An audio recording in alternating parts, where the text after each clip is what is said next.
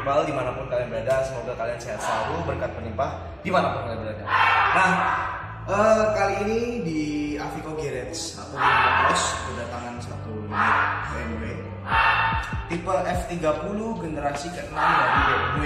Kali ini ya Pribadi Mena bakal review apa aja kelebihan-kekurangan dan lain hal dari F30 ini. Langsung aja cerita.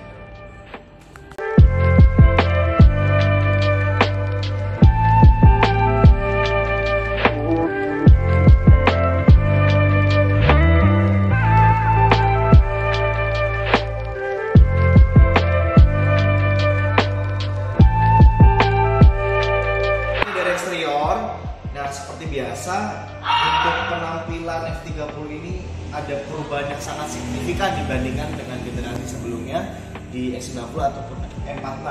Kita mulai dari grill guys. Nah, dari grillnya sendiri ini seperti ciri khas BMW pada umumnya ya, dua generasi sebelumnya itu sama persis ya. Perbedaan bodi yang sangat signifikan ini terdapat pada bagian dari mulai kap depan, moncongnya sampai streamline di bagian samping bodi ini sangat signifikan, jadi sangat-sangat terlihat gahar ya dibandingkan dengan tipe sebelum-sebelumnya. Hanya bagian depan, tapi bagian pantatnya pun juga cukup seksi dan sangat gahar ya guys. Dan ini menjadi karakter dari BMW juga, L-Shield LED belakangnya, dan dia sudah disertai dengan 4 sensor parking di sini.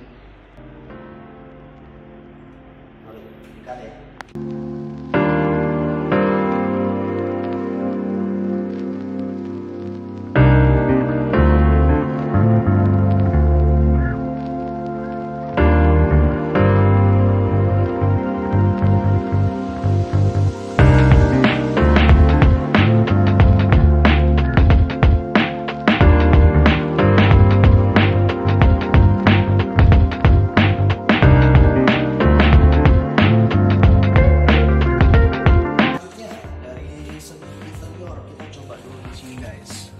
Kita mulai dari instrumen panelnya.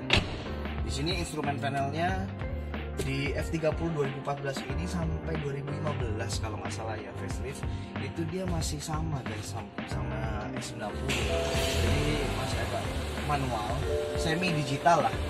Cuman speedo dan lain sebagainya indikator masih manual. Biasanya kalau di S90 ini dia dimodif, jadi dia ganti speedometer atau M46. Selanjutnya masuk ke bagian center ini, center fiturnya seperti biasa masih konvensional, belum full digital. Ada AC, lalu juga ada central lock, ada lampu ATRED, ada MID LCI-nya, LCI maksud saya. Terus ada beberapa settingan untuk disk ya. Dan di sini ada konsol ya, seperti biasa BMW ini selain sporty juga dia mementingkan kebutuhan dari pengendara. Jadi banyak sekali tempat penyimpanan di sini yang cukup fungsional. Ada cup holder, ada konsol yang buat tempat receh atau apapun, dan setirnya sendiri sekarang sudah model BMW modern guys.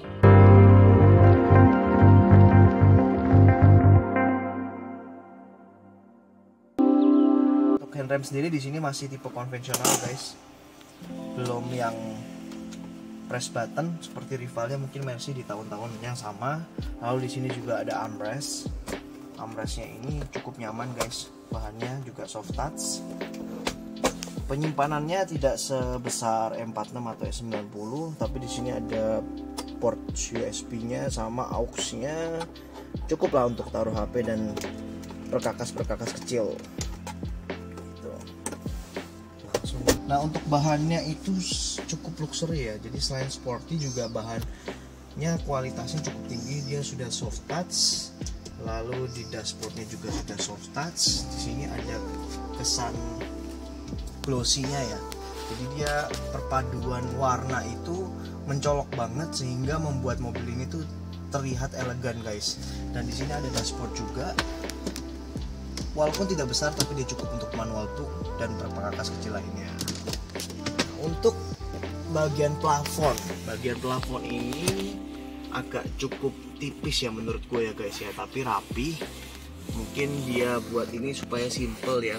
Match memang cukup bagus sih kalau BMW buat perpaduan interior ini.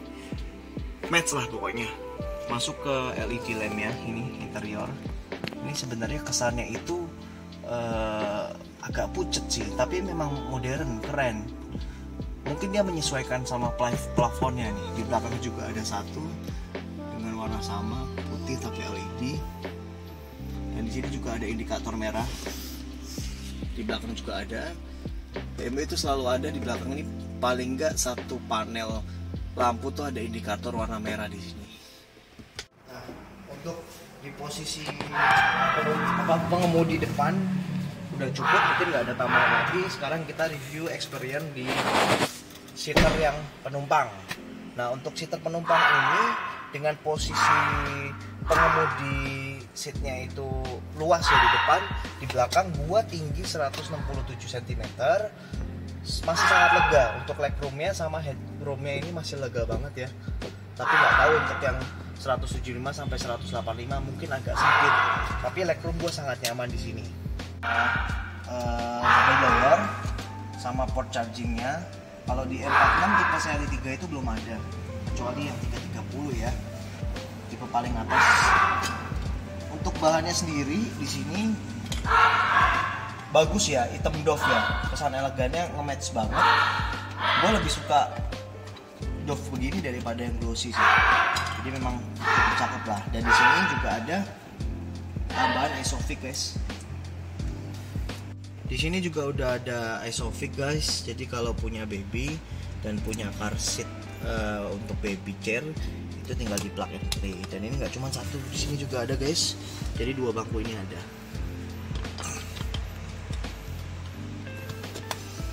Di penumpang bagian tengah ini untuk ukuran gua sih cukup nyaman ya.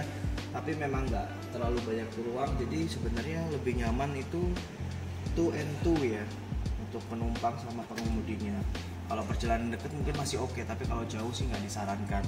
Dan untuk tegapnya seperti biasa, seperti BMW sebelum-sebelumnya, itu dia agak tegap ya, beda sama mobil premium tipe lainnya, rivalnya seperti Mercy ataupun Camry dan lain sebagainya. Nggak tahu kenapa, mungkin karena dia menganut kasta sport. Dan di sini juga panel handle bukaan pintunya juga dia nggak chrome, dan gue suka ya, ini silver metallic ya, silver metallic satin lah. Mungkin dia mencocokkan sama warna dari ya apa ini. Jaring ini konsol buat tempat penyimpanan juga di kanan dan kiri. Lanjut ke penumpang bagian depan. Dan ternyata guys, bukan hanya perbedaan yang signifikan pada eksterior interior dan mungkin mesinnya, tapi pengalaman mengemudinya juga sangat jauh. Walaupun hanya dibandingkan dengan S90 satu generasi sebelumnya, ini sih nyaman banget sih. Dari mulai dudukan kita bisa atur sedemikian rupa. Gue sih suka yang mode sport ya, karena dia lebih condong ke bawah ya. Seperti ini banget.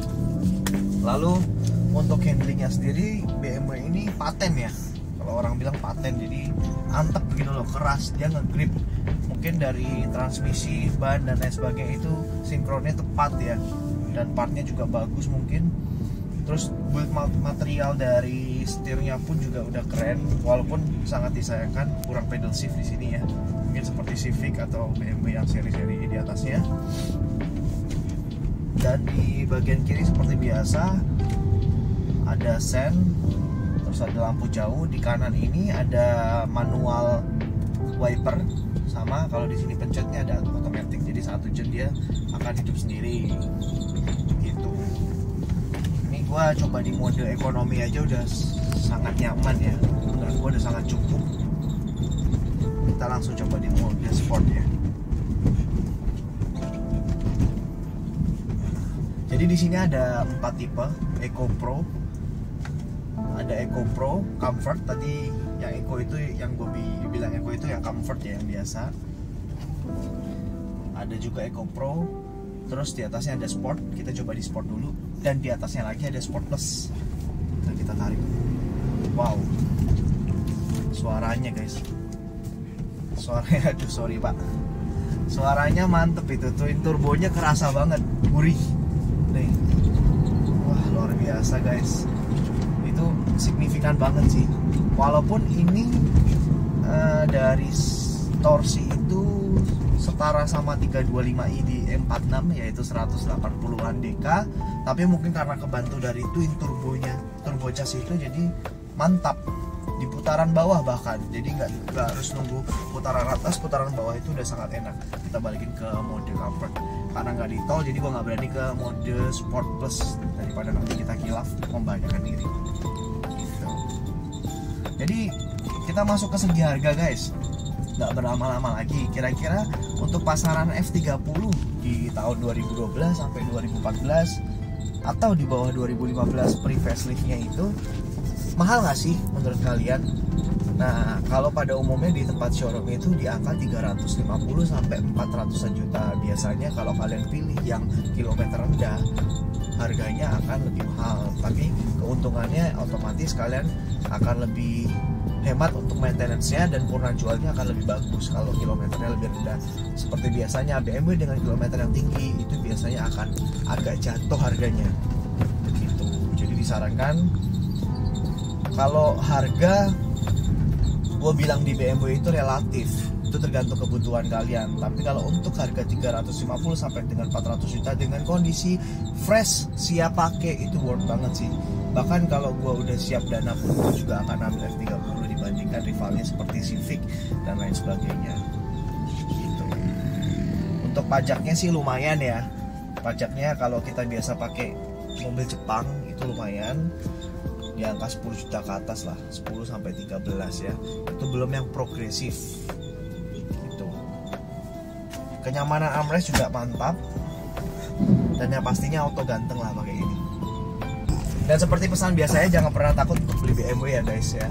Yang penting kalian gimana caranya untuk menyiasati supaya budget kalian itu tidak maksimal, artinya bisa dipres lah ya. Kuncinya kalian bisa kenal mekanik, kalian harus belajar juga. Tapi benefit yang kalian dapat itu sepadan, kalian akan belajar, terus kalian akan menambah wawasan juga. Jadi nggak perlu takut. Bahkan maintenance-nya sebenarnya sama kayak mobil Jepang.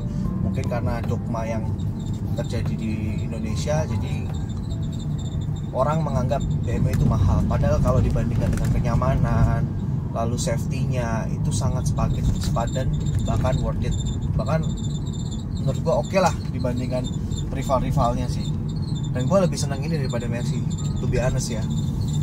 Nah buat teman-teman kalau yang kurang paham tentang BMW ataupun mobil second dan ada keinginan untuk cari mobil second dengan harga yang cukup terjangkau, pedagangnya jujur, lalu dengan kondisi mobil yang prima, siap pakai, dan tentunya bergaransi, langsung aja teman-teman bisa cek di Avico Garage atau Dream Autos ya.